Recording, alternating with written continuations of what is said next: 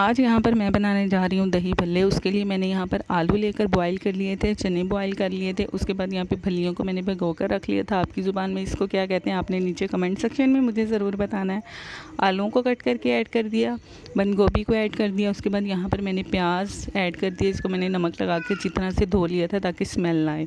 उसके बाद यहाँ पर जो मैं चने बॉईल किए हुए थे वो यहाँ पर ऐड कर दिए, टमाटर ऐड कर दिए। अगर आपको पसंद है तो कर लें, नहीं पसंद तो स्किप भी कर सकते हैं। उसके बाद यहाँ पर जैसे कि आपको पता है रमज़ान में टाइम जो है वो कम होता है, तो धनिया पुदीने और हरी मिर्चों की चटनी बना कर रखी हुई थी, वो मैंने ऐड की। चाट मसाला ऐड किया, नमक ऐड किया।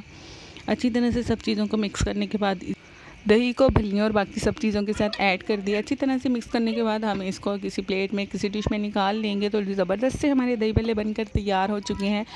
और इसके ऊपर मैंने पापड़ी ऐड कर दी।